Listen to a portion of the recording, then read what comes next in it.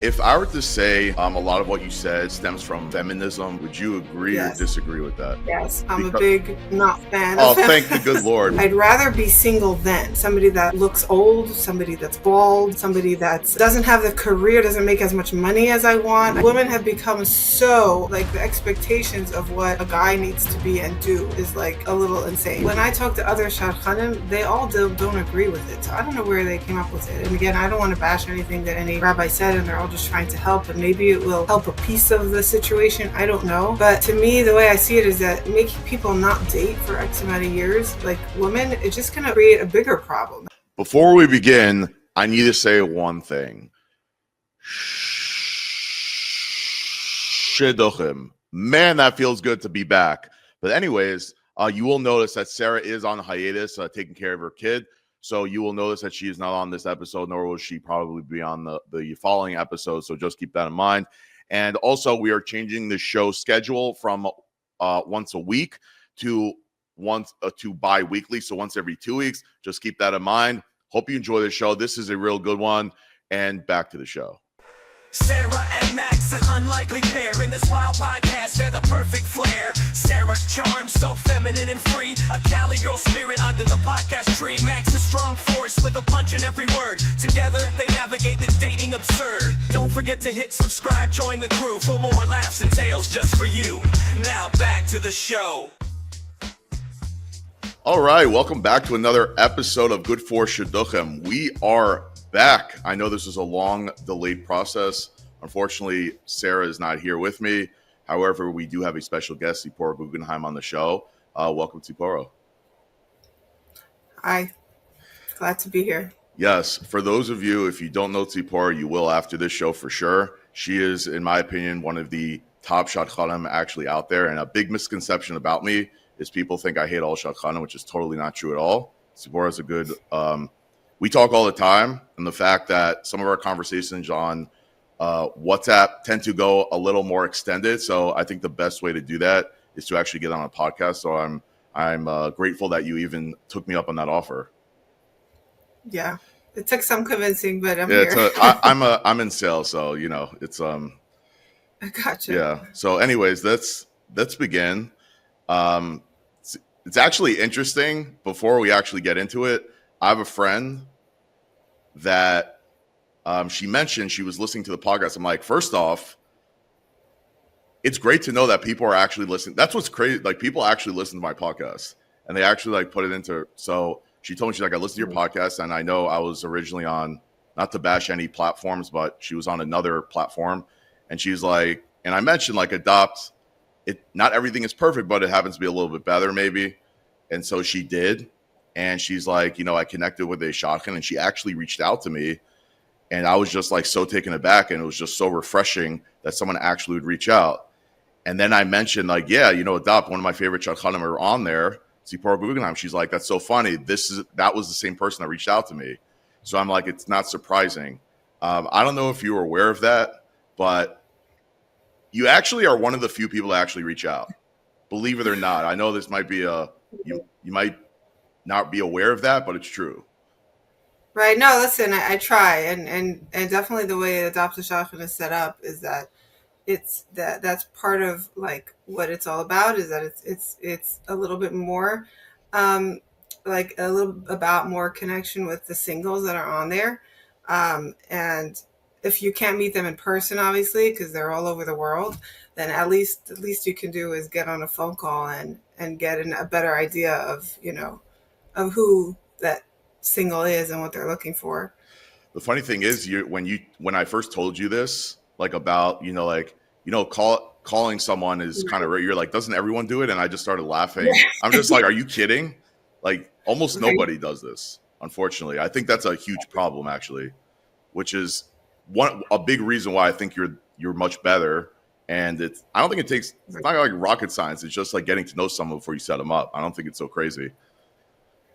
Right. No, and definitely I've had experiences both ways where I would start, or I got a new member in my network, and then it's like I try, and then it's like, and then once I get that phone conversation, it can go either way. Either it's like, oh wow, I thought something totally different of this person, and now I got a whole different picture. So it helps, I think, both ways, and it helps the single also trust that that maybe a suggestion that you send that's a little off the beaten path, or a little, not exactly what they had in mind, maybe they'll actually take it seriously. It, yeah, just my experience with you is so different from everyone else. The reason being is because people just forward me resumes or whatever, and there's no communication. There's no feedback. With you, I just tell you exactly, like, hey, I think this person is X, Y, Z, or whatever, and you're just like, you actually take the feedback and then you alter the matches.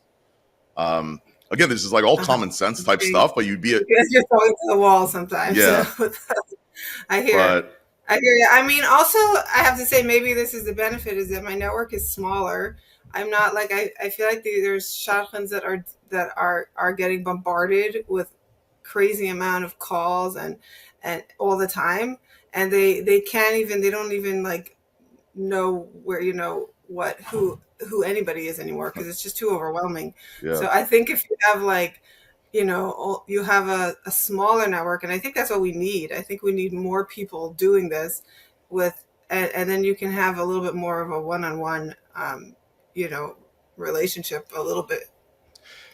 Yeah, honestly, I kind of agree with you on that one. But going into that, what do you think the biggest issue of Shidduchim is today, in your opinion? The biggest issue is shidduchim. Now that's a very loaded question. Maybe not necessarily the But- single biggest, but just what's right. the problem going on, and do you have any suggestions? So there's a few, and I think that, like, when people suggest, oh, this is the shidduch crisis, this is what we have, and they try to put a band-aid on like a deep issue. It's like putting a band-aid on like a deep wound that like is from like generational, and like there's just so much more like that is necessary to fix that, other than we can't just kind of decide that, like, okay, we're going to find like a very practical solution to this problem. It's not something that I think could be fixed, let's say, with like a practical solution. It's like looking for an easy fix. Like, that's what I feel like is going on a lot, and people are trying and they care, which is great. But I think that there's a lot of like just what's happened overall in the world, of like of society in general, that if you see even in the world out there, it's not just a Jewish problem, it's not just a frum problem, it's all around the world, that fertility is on decline, that people are getting married later than they ever were before, that they're choosing not to get married, that they're choosing not to have kids, that they're choosing, it's just a whole different lifestyle that is coming, that's become popular and become like the cultural norm. And I think that's seeping in slowly, as much as we don't want it to the Jewish, you know, society as well. Yeah, if I were to say a lot of what you said stems from feminism, would you agree or Yes, disagree with that? yes. I'm a Because big not fan of oh, thank the good feminism. Lord, because I can I Right, spoke about this on my Instagram a little bit, but this has happened in right, my own life, and I'll give you one perfect example of I took a girl out and I opened the car door for her, and then I kid you not, she was like, I'm a strong, independent woman. I can open up my own door. This is a absolute true story firsthand. This happened.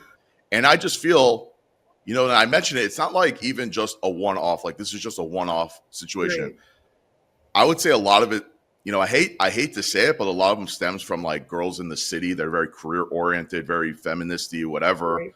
And just as a guy, you feel like you get a lot of attitude, like I'm better than you, I don't need you. I'm like, so why are you dating? Why are you here? Right. So that's what's really sad. But I really think that even with these people, that deep down, they are a woman, and they have that feminine side and that energy. It's just so muffled by what society is like pushing down people's throats, and really like encouraging. And because at the end of the day, I think even those people, I think they want to feel like a girl in the relationship. They don't want to be the man at the end of the day. I think most people, I mean, here and there you have some, listen, you do have some, cases that maybe are unconventional, and it works, and good for them and great, But for the most part, it doesn't work. It doesn't work well. I see this in marriages all the time.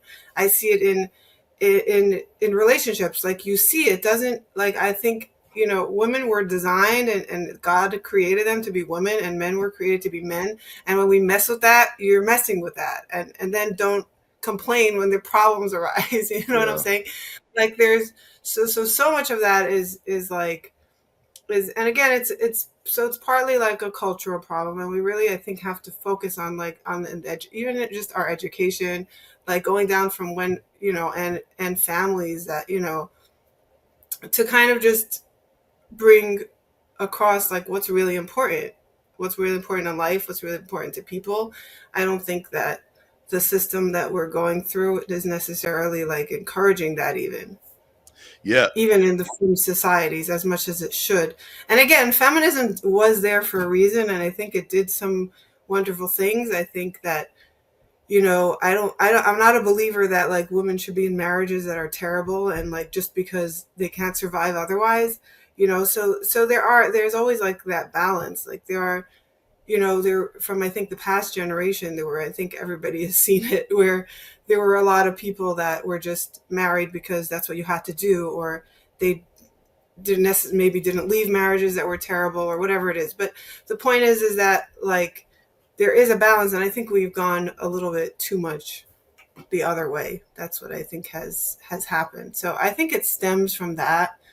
Um, then there's also another point of like the whole like social media thing, and like that people just lost, but it's also like people just losing touch with like who they are and what's important, like, Right. and That's and like and just kind of being muffled, like just getting confused, and being like, um you know just totally not focused on who they are, like what's important, who they are, on real things. Like people just get stuck in their career and what they decide is good, what looks good in a picture, what will like, I can't date that guy because he's not X, Y, and Z, whatever it is. And it's like at the end of the day, like what matters, what really matters, Yeah. does it matter how the guy, if he's an inch or two shorter than you thought, or maybe he's a year or two older, or It's 5 pounds heavier? It doesn't really matter at the end of the day. Yeah, it was funny because I posted a video the other day. I got a lot of flack for it, where girls complain about guys that they're too fixated on looks, but the same girl won't date a guy who's an inch shorter than they are. So I'm like, Right. okay, and what's your point there? Yeah, Right. but and you're seeing a lot of that when you're matching people up nowadays? I'm seeing a lot of that, a lot of that, a lot of even just like, I can't, I think like a lot of underlying, like I can't date that person because what will people think is another huge one that people really have to get out of that, because that's like, I feel like that is the biggest recipe for a disaster in marriage, is if you're just choosing somebody based on what your family decided you should marry, or your friends will think is cool, or your all that just has to be completely like knocked out of the picture. It Yeah, doesn't matter what anybody else thinks. It matters what you're going to build together with somebody, um, with your significant other, and it matters to you what happens in private in your house, not what everybody sees, not a pretty picture, not that whole thing. yeah. I know you're in Lakewood, I'm in Teaneck. Yeah. Hashkafically is might be a little different. I definitely see the feminism going on in the more modern world for sure. Are you also saying like you see it also in like the Lakewood crowds as Yes. well? Sadly, you do see it, and it comes from so much. Like you see it even in like the um, I got married, it's about 10 years ago, and I see it even in the difference of like um of the priorities, even just like in what I will date. Let's say like when I was in my 20s, it wasn't when I started dating, it wasn't strange or considered super open-minded to like date somebody up to 10 years older. That I thought was the range of normal, and so did most of my friends. These days, if I suggest somebody even like 5 years older, or like 5 to 8 range, like I won't even do more than that because they'll be super offended. But like they think I'm crazy, and they're like, no way, of course not. Like I want somebody like maybe 2 to 3 years older, 2 to 3 years younger. That's it. Like I just feel like everything became so much more kind of closed in as to what somebody's looking for. The yeshivish community, you'll just see that. I just noticed that people are getting married later as well. And I don't think it's just because, oh, there's a problem with the age and we're going to fix, a certain thing. It goes back to the same thing. I think people are not as open as they used to. Like, so age is one factor. Like I was saying, when 10 years ago, I think it was considered normal to date, let's say up to 10 years older, maybe. Now you're considered crazy and like, or just very, very open-minded if you do that. And the same with like people in their lower 30s, like, and when I was dating, like my friends who were in their even low 30s were dating guys that were divorced that maybe had a kid or two. Like there was just more of like, yeah, I'm getting older. I want to be married already. And let me open my mind a little bit to things that maybe I wouldn't have been, open to before. Again, I'm not suggesting everybody has to take on whatever they're not comfortable taking on, or they have to be open to something that is not going to work for them. It doesn't, everybody's different and doesn't necessarily always depend on their age, whatever it is. But I think overall, what you're seeing is just less open-mindedness in general. And less of like an incentive to get married. Like I've also heard from people, that I set up, and this to me is the most painful. Like when I hear it is like, I've heard this with so many things. Like I'd rather be single then, and it could be then be married to somebody who, and it could be, well, somebody that looks old, somebody that's bald, somebody that's doesn't have the career, doesn't make as much money as I want. I just had somebody that I don't want to get too many details, but literally they said no because, and this is somebody that is not 20 years old by far, and they said no because the guy wasn't like a doctor or a lawyer or making millions. Like he had a very decent, well-paying career that he had, and that wasn't good enough. Like it's like, well, she wanted a life of luxury, or I'd rather be single. And to me, that's very, like, that shows exactly is going on. That's how little they're motivated to get married, or how not important it is to them, that it's more important to be wealthy than to have a genuine relationship with another person. Yeah. So that to me is just very sad. And that's like, it's painful when I hear it, and I hear it too often. And you would think like wouldn't hear that from like from person who you would think is like, as a religious person, you're kind of hopefully focused on the things that matter and the things that will make a difference, and a more like wholesome, genuine lifestyle. But unfortunately, it's not always the case. Yeah, these are some really good points that you're bringing up. Do you feel that just the way that people perceive the cost of living nowadays, that's causing people to think, well, if my husband isn't making at least $300,000 a year, then why in God's earth am I going to date him? I only date 300,000 or more. I mean, yeah, that is a big factor.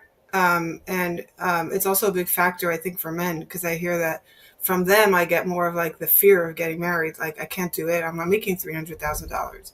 How am I going to support a family? So I have to just stay single till I'm 45, because maybe at that point I'll be making it, or something like that. Like that, I definitely hear more from men, or I get like that they kind of gave up dating because they're overwhelmed with the responsibility. So that also is definitely something that I think needs to change. And I think there are creative ways of going about it if you don't make $300,000, and ways you can live.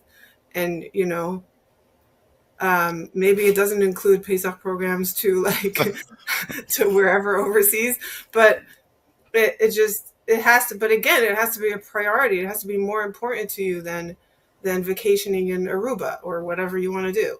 Yeah. So it's like, it really comes down to like, what's important to you, and what's the most important thing. Is it important to you to like, to bring the next generation alive, and to like be part of it, and be part of like, create a Jewish home. I really think that's where it comes into. And I think that is also muffled even in the Beis Yaakovs and everything else. Like, it's not, I don't think it's like, it's given the importance that it needs. Like, I think too much is pushed like academically, like pushed too much is pushed in ways that in things that don't necessarily matter.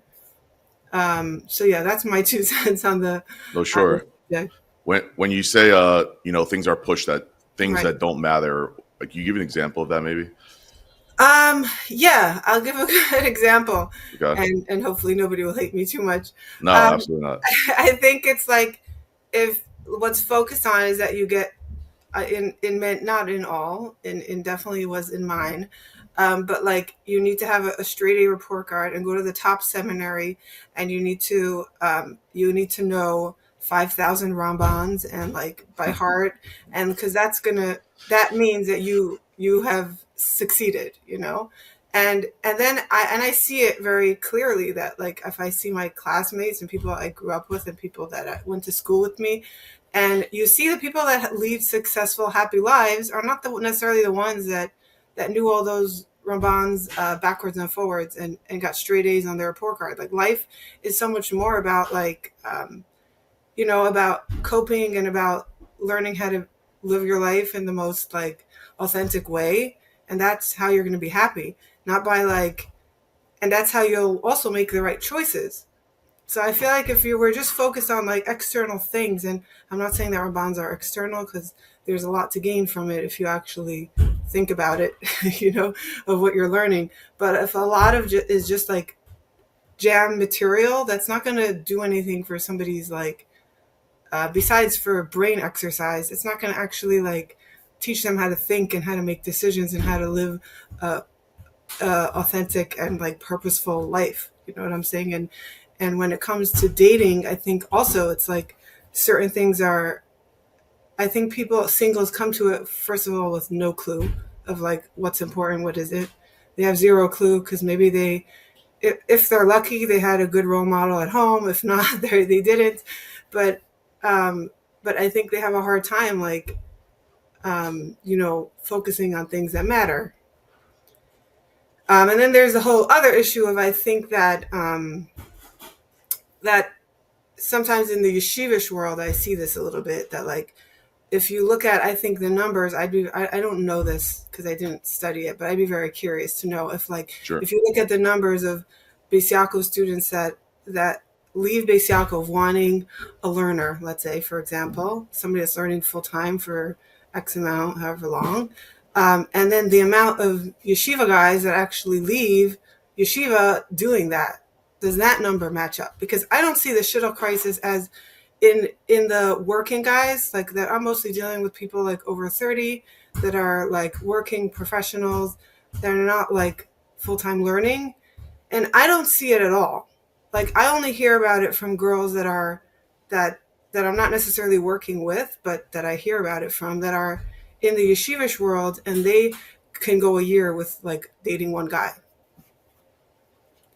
So Yes. to me, I think that there's probably some sort of mismatch over there with the number of girls coming out of school being like really all into this idea that their husband is going to learn and is going to learn for however long or whatever it is, and then that's not what is being produced in the yeshivas necessarily.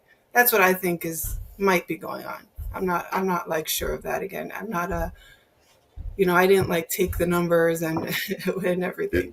It does my feeling.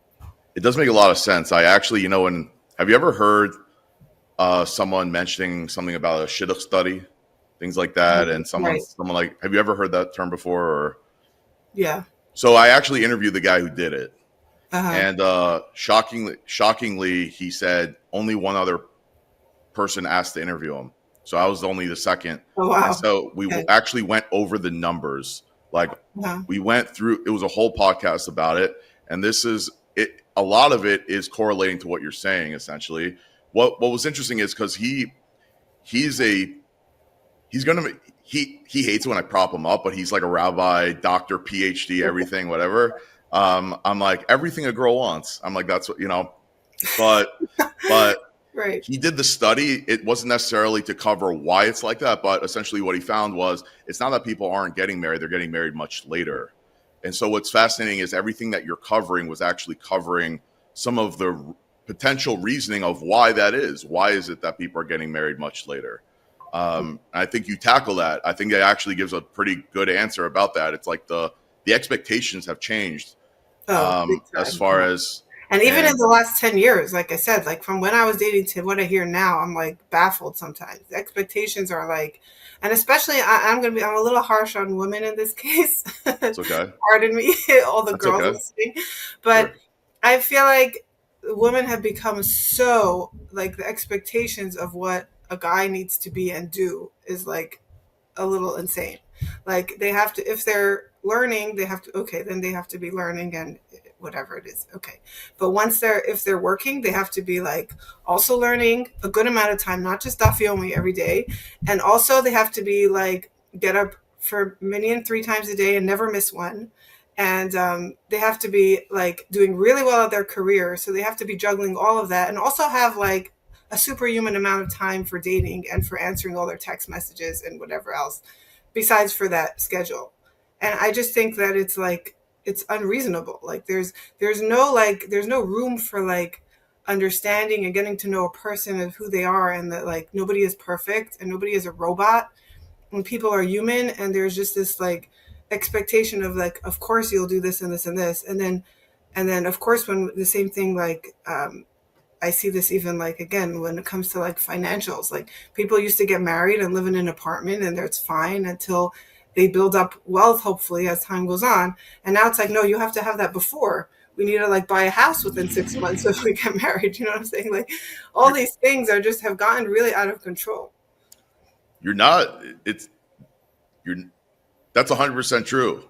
It's And it's not even 100% just that, accurate. it's even and it's even the expectations of knowing how to be in a relationship. There's no room for like the guy has to learn and so does the girl. You know what I'm saying? It's like it used to be you learn together and you figure it out, and that's part of life and that's part of how you navigate, it's a new relationship. And now it's like, oh, he didn't do this or he did something. It's like silly things that people are picking up on, that, oh, the guy said this and this and this and therefore Yeah. I'm just saying no because it was socially inappropriate, for example, or it was Stupid. whatever. Okay, guess what, men are sometimes socially inappropriate. Yes. Yes, we are. To do. And okay, so tell him you didn't appreciate that comment and move on. Exactly. You know what I'm Yeah. saying? So there's a lot of that I feel like is the woman's like job and responsibility in a relationship that's gone. And again, I also have my things on which things that men are not doing, but when it Which we comes to will love women, to I cover. feel like they are like generally like the builders of relationships, and they're the ones that are a little bit more intuitive and a little bit more like sensitive to those things, and that's what they should be bringing to the relationship to get it to move forward and create that connection. And it's like they're not doing that because they're expecting the men to do it. The men are not doing it because they really don't know how to do it. And then it's like nothing is happening. And then when it comes to men, I feel like sometimes like this I get like just a little bit also where it comes down to like not wanting to get married or not motivated enough. Like just I'll get a lot of like laziness. Like somebody recently I set up, and I think the guy lived in Queens and the girl was in Brooklyn, and he asked to do a Zoom, and I said what? And he's like, yeah, it's far, and he didn't want to drive or to meet the girl, and I was like, how is that far? Like Zoom, okay, that we do that when somebody is like overseas or a flight away, and you don't want to start spending money on flights and hotels and car rentals before you even know if it's like not going to go anywhere. Okay, that makes sense. But to me, like I've just seen like this like lack of effort also on that side of things, of like, so I have to start thinking like, well, are they motivated to get married? Is it just that they're kind of burned out because of the situation where sometimes women are overly demanding, so they just kind of gave up? That also could be the case. So I'm not sure exactly like on that end what's causing it, but I definitely see that a lot. Like Yeah. just the lack of like putting in the effort, like putting in what it requires, which is hard work. It's not fun. I was just going to ask, I'm like, I assume this person's over 30.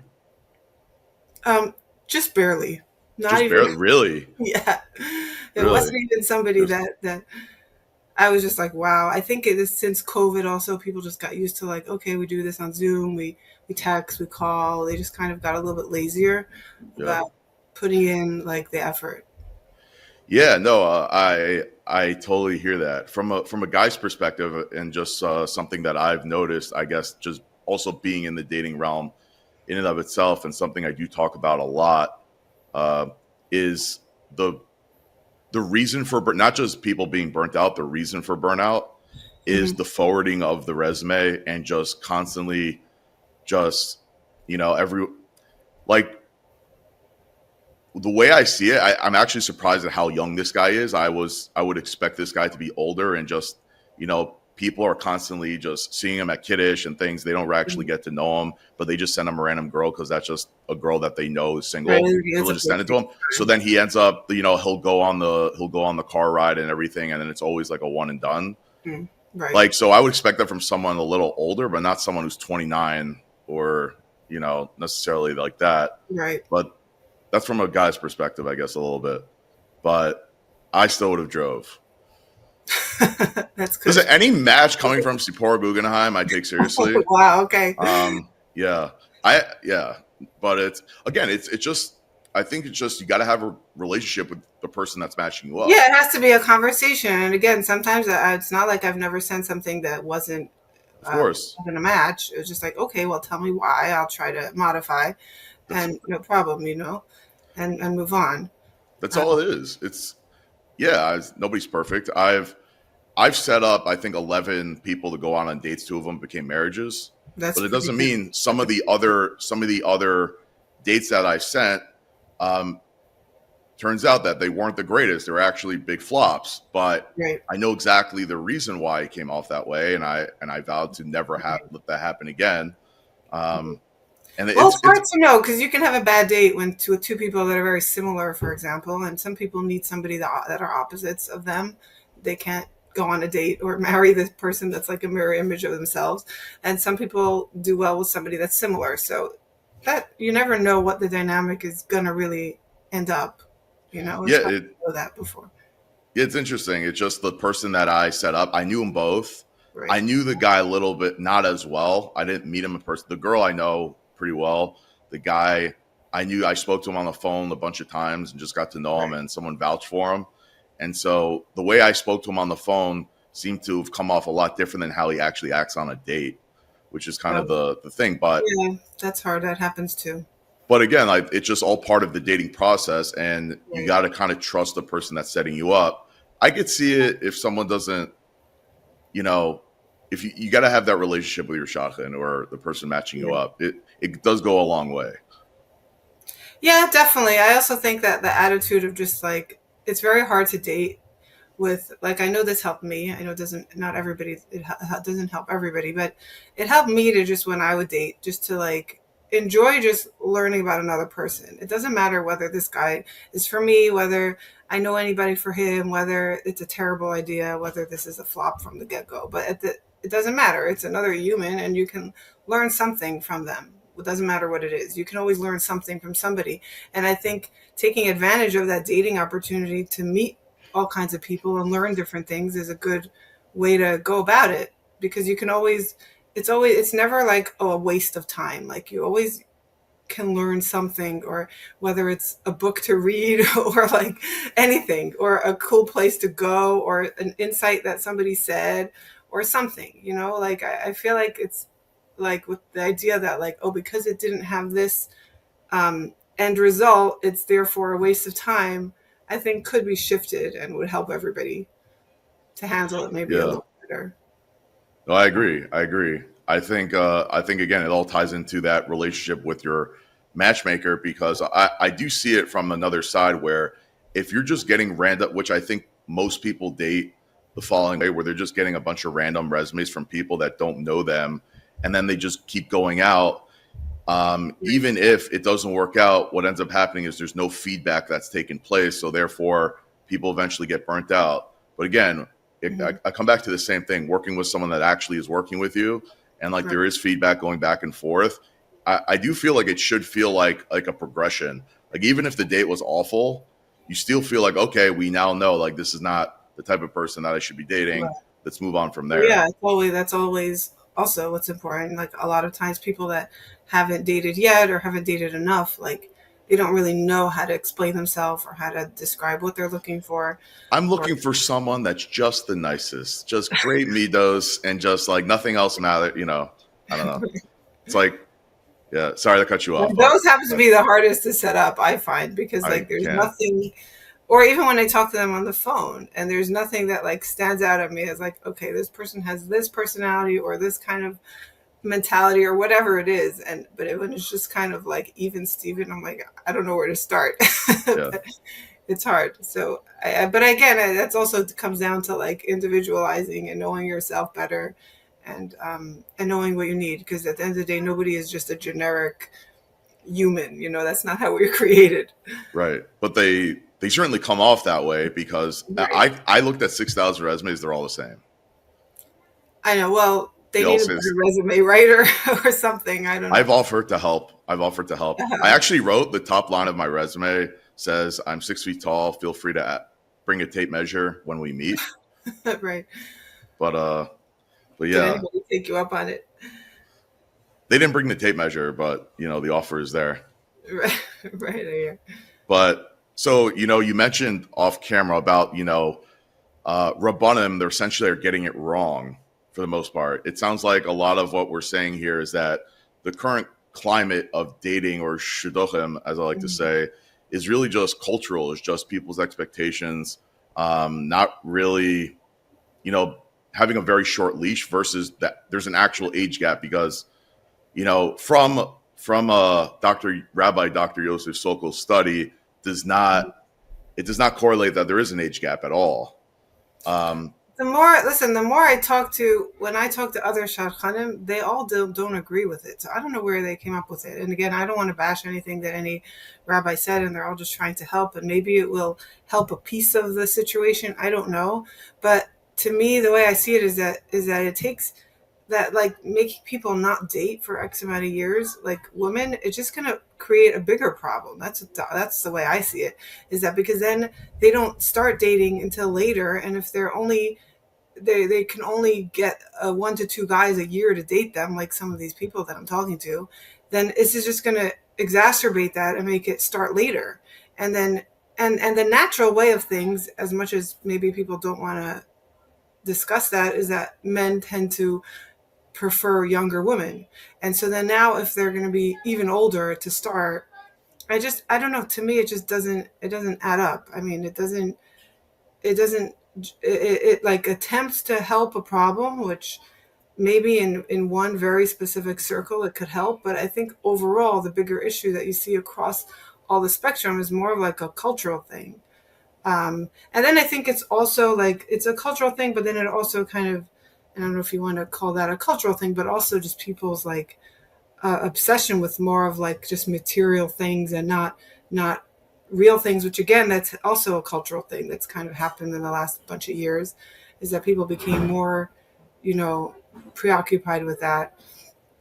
I also talked to singles, another point I wanted to bring, that like I feel like people believe that the success of their marriage is based on like certain you know certain things a guy or girl have to have. Like they need to be this and this and these things, and these are super important because otherwise it's doomed to fail. Like I'm not going to be happy. And I try to get this across to as many people as I can, because I really think it's so important that like the success of your marriage and your happiness depends on you, and it depends on what you are going to put in. And it doesn't depend on, and it's not kind of hanging in the balance of like these like the traits that you think that need to be there, um, or otherwise it's going to fail. And I think that's why people are so stuck on these things, because they really believe that they can't, that without that, they're going to be miserable forever. I think that's the way they really see things. And it took me time also to realize that, and to realize like so much is in your own hands, and is in your own attitudes, and in your own like the way what you build and how you build it, and less of like, well, the person is this tall or looks like this or went to that yeshiva or went to that college or has that degree or whatever this story is. Yeah. It's more about, can you build a relationship with this person? Are they flexible? Are they whatever it is. And then everything else, are they a good person? That's the biggest thing. Like, do they care about the right things? Do they care about the same things as you? And then you can like work with that. You know what I'm saying? Like, it doesn't have to be a perfect situation.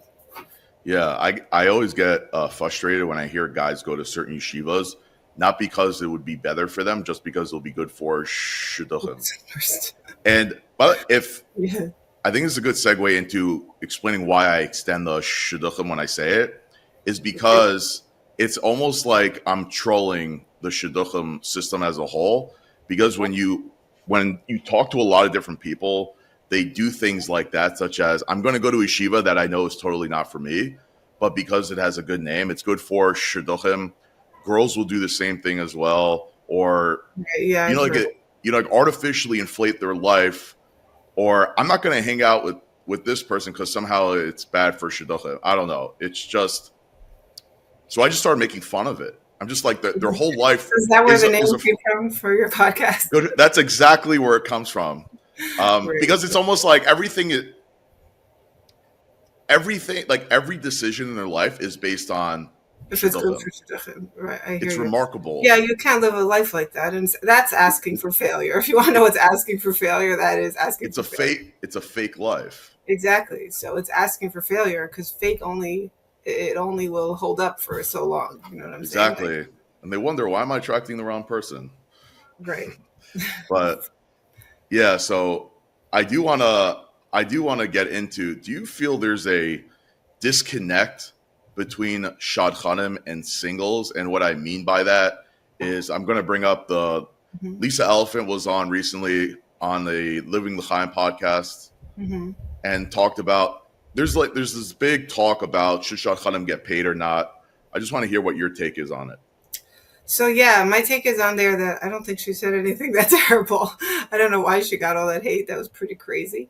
I think there is a disconnect because I think all you have to realize is that who are shadchanim? They're just people. Most of them, besides a few percent, maybe there's 2% of shadchanim as a whole that do this as a business. And by the way, none of them are wealthy. I don't even know any. If you know any wealthy people, are any of them like wealthy because they do shidduchim? I think it's non-existent. There are some that actually feed their family with it. Those few percent that charge and have a certain set amount because that's how they live and that's how they feed their family. And most of those are probably male. And they're in like a small sector of like the whole community as a whole. But most of the people are just volunteers that have a few extra hours in their day. And they try to help and they want to help.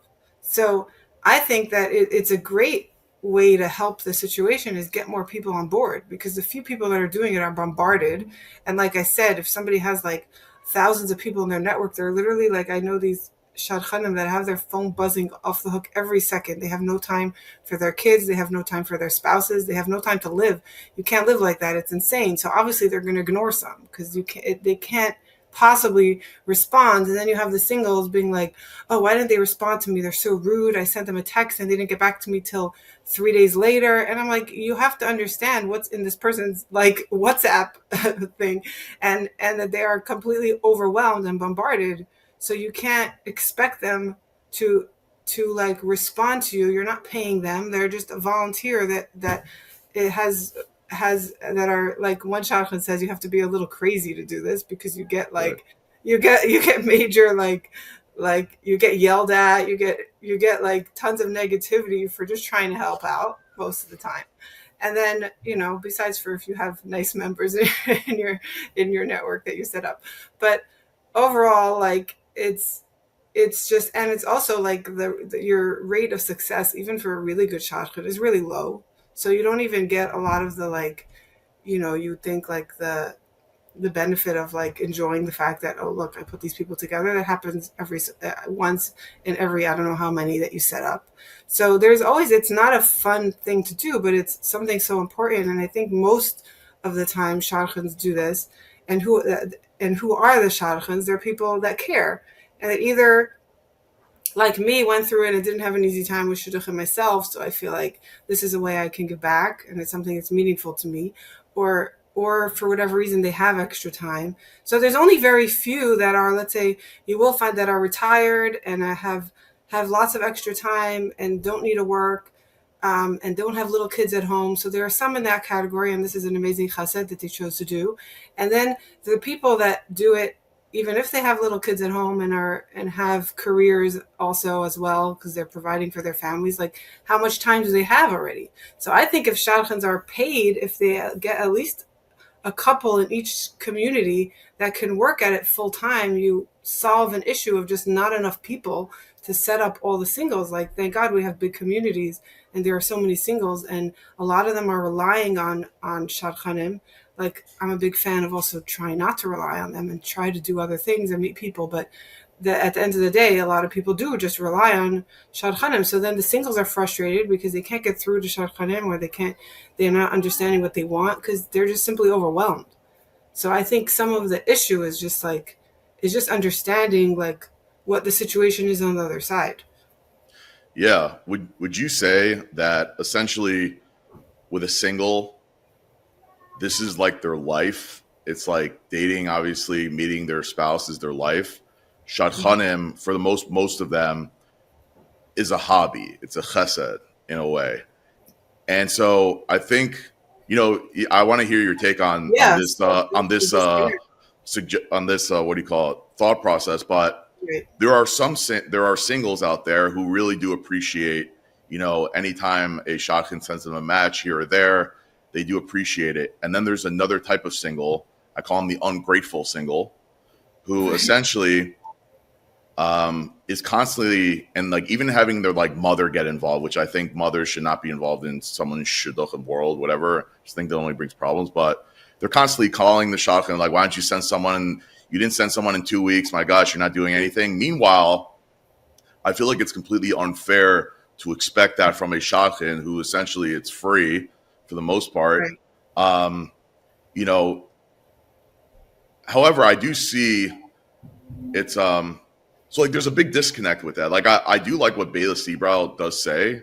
I'm a big fan of Bela Seabrow's, and she's the first meeting when she first meets with someone, it's like, listen, I don't know if I'm going to send you your basheret in a week from now, a month from now, a year from now. Mm-hmm. But one thing I can assure you is that when I send you a match, it's not just a random crappy, like I thought about this, and like it's a real match.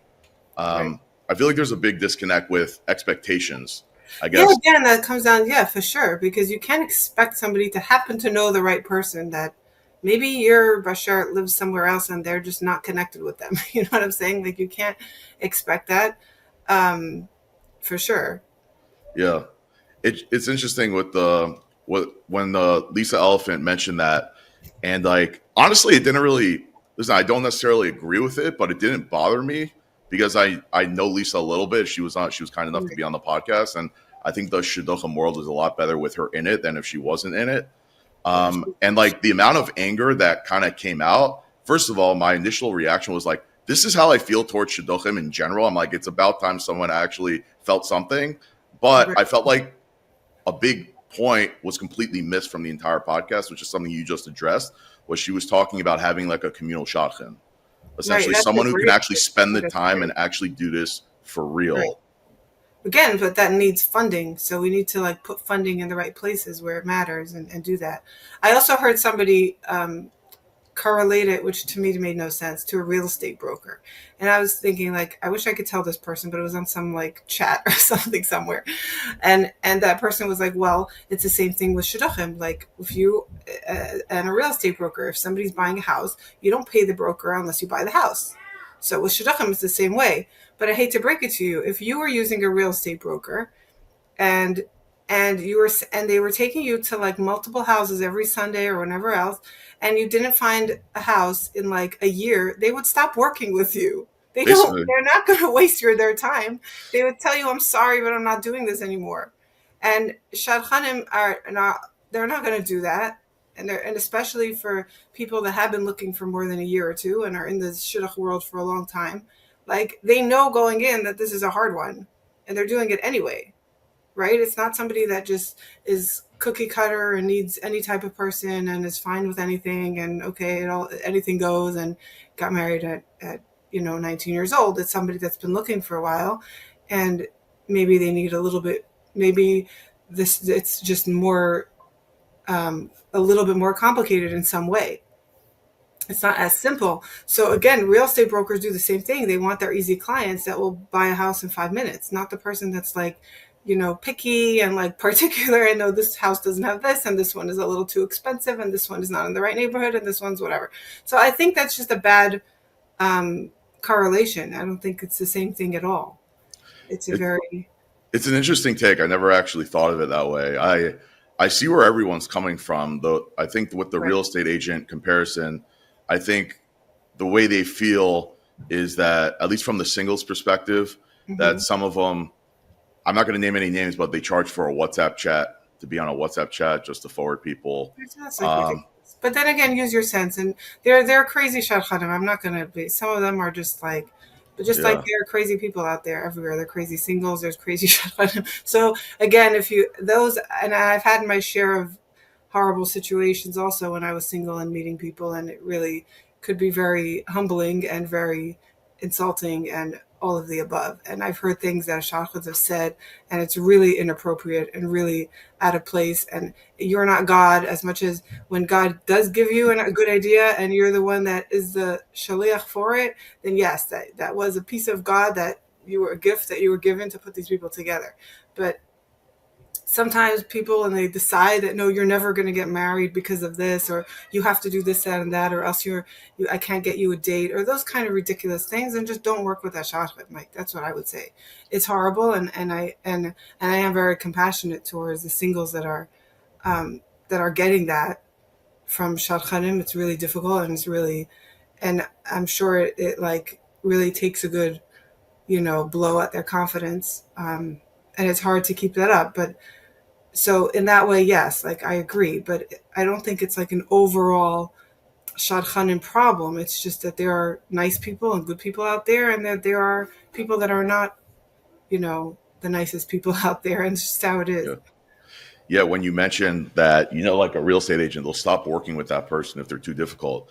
I personally think that if someone is too difficult, a shadchan should throw out that person. Like, if someone is being absolutely ridiculous, like, I would just throw them out. Yeah, nobody should take abuse on either end. No, but you have to know where your limits are. Like, this is not okay, and then just stop working with them. I think from what I've seen, it's almost like someone just brings in like their list of demands. In a way, it's like, let's say someone must be, have blue eyes, for example, and like I feel like they just like accept. Like, okay, I'm only going to set them up with blue eyes, but I'm like, what happens if the person has green eyes, but everything else works out? You're not going to date that person? Like, it makes no sense. Well, I don't honestly, it doesn't even bother me, because that I've gotten a lot crazier. So to me, it's okay, you have a preference. Maybe I would still send something that's similar, but not exactly, because you never know. Like, I knew this guy for years that was adamant he only dated tall blondes, and that's it. And he literally, that's all he dated. And his wife, he got married. His wife is tall and dark, and she's beautiful, but she is not blonde. Yeah. And I'm sure he's very happy. And I'm sure everybody had a good laugh, because this was his like insistent thing. No, this is what I'm attracted to. But you have to be a little bit open. So with that kind of case, like, it doesn't bother me that somebody tells me that, but I won't necessarily like always take it at face value and never send another suggestion. Yeah, I hear that. How did you convince him to go out with her? Oh, it wasn't me. I didn't make that shit up. I just knew. Fine. Just knew so. Okay. I just knew. That's funny. That's amazing. Yeah. I think, we've definitely covered a lot on here. Was there any final thoughts you had potentially? Or I'm trying to think. Like, I think overall, I would say that, like, at the end of the day, as much as all these things are things I notice and things that come up, like, at the end of the day, God is in charge, and he's the one that will decide whether somebody needs to get married. You can have every blockage in the world, and it will work if it's meant to work out. So I'm a strong believer in that even if you see like a single that has all kinds of crazy demands, or they're being totally irrational or whatever it is, like, if if something is meant to be, it could happen anyway, and somehow they will get over those barriers. So I still, as much as I feel like we have to do what we can do as shadchanim, as singles, and leave the rest, obviously leave the rest up to God. So I don't want to like come across as I said anything that like is that kind of goes against that, because yes, we could put in this and this effort and we can do whatever it takes, but ultimately I've seen it where miracles happen. So you have to be a believer in miracles and that it could happen. And then I would say also, like what I said before, just about like knowing yourself, getting to know yourself, who you are, what really matters, giving people a chance. Like that's huge. Like just because somebody showed up on a date and didn't say the right things, or she wasn't dressed the right way or whatever, and any of these stupid little things that kind of happens in a dating situation, like give them a try. Like if you even had anything in common, if you had a piece of a conversation that even was like, oh, that was interesting, you know what I'm saying, like that's enough, like something that connected, then like pursue it and see if it could work, even if it wasn't like what you had in mind. You know, like so many times we have things in mind and we have ideas of like what we need. I could say that like I thought I needed somebody exactly like myself. I thought I was going to marry like the mirror image of like the same style, the same whatever, and I married a complete opposite. And it's like I was surprised, honestly, that like it could work, and it worked. I was like, it wasn't something that like I expected. So I think like you have to just be open to that. Maybe this idea and this blurb of what you wrote. Yeah, I laugh when I look back at the blurb I wrote because he really doesn't match most of those things I wrote. Some of the main things, yes, like the main important things, yes, 100%. But like the exterior picture of like, okay, this is what I had in mind, totally not. So I think people have to just be like open to like getting to know a person and creating a relationship with somebody, and then, you know, and seeing what happens and like letting life be, you know, not just like controlling every aspect of it to kind of like that has to fit my, you know, what I Yeah. thought. Yeah, no, I love it. Yeah. If I may ask, how did you meet your husband? It's funny, when I met him through Wasn't Tinder, was it? no, thank God. I don't even know if it existed. Did Uh, it exist 10 years ago?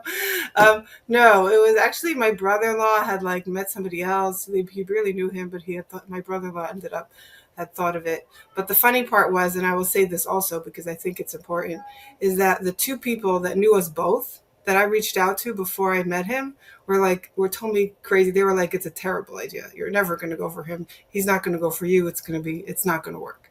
wow. And I didn't listen because at least I thank God I had my own mind, and I was like, I'm going to see for myself. And I Mm, really encourage singles to do that, because other people don't know who you are, and at the end of the day, like what is going to click with you and what is not.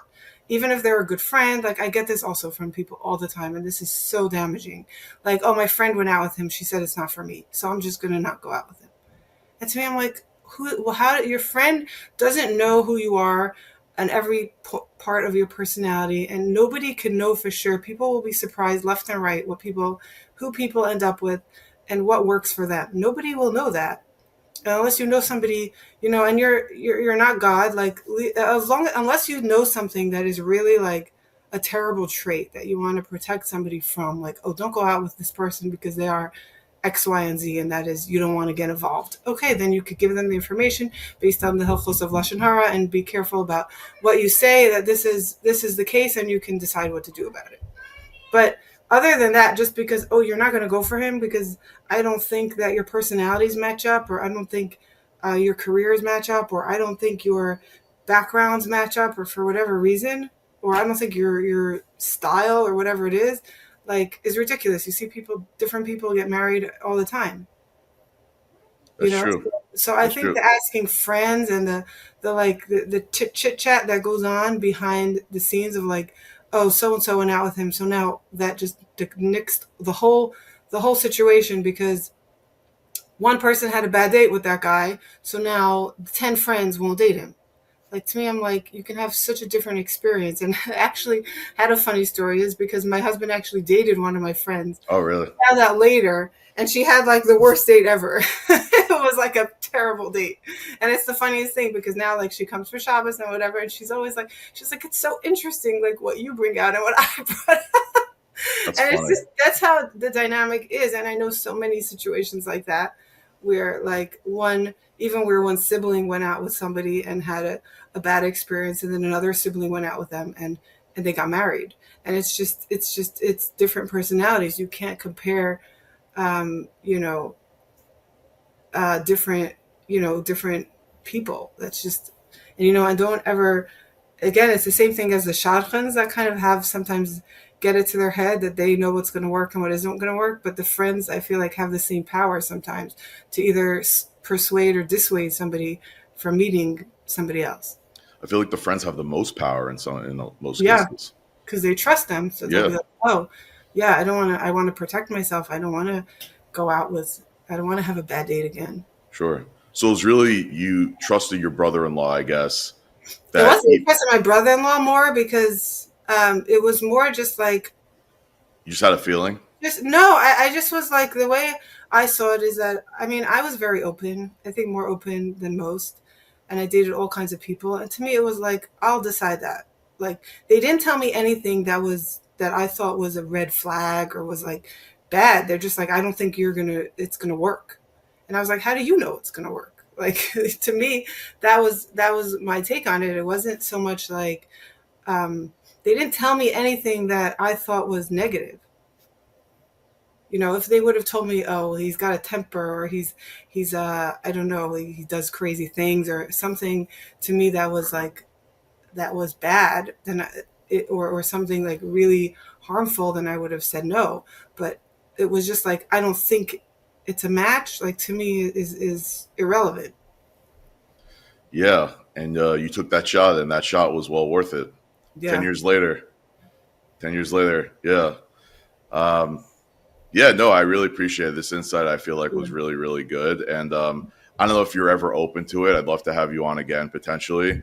But if someone wants to connect with you, how would they do so? Well, either on Adopt A Shadchan if they're on there and they want to join my network. I officially have it like closed, but if somebody specifically like feels like they connect with me in some way, I'm very happy to add them. So they could just send me a message there. It's Tzippora Gugenheim, or I guess that's Yeah. probably the best way. Yeah. And also, if you I ever want need to give any, out my phone number here. no, you don't have to do that. Right. And also, if anyone needs any graphic design work or any of that, feel free to reach out to her too. Tzippora, GugenheimDesign.com. Yeah. It's Gugenheim with one G, not the Gugenheim museum. Design. Yeah, I'll leave it in the link below. But anyways, Tzippora, thank you so much for joining. And Thanks for yeah, having I feel like a lot of people will definitely gain a lot from this. me. Okay. Hope so. And remember, everything will always be about Shidduchim. Catch you in the next episode.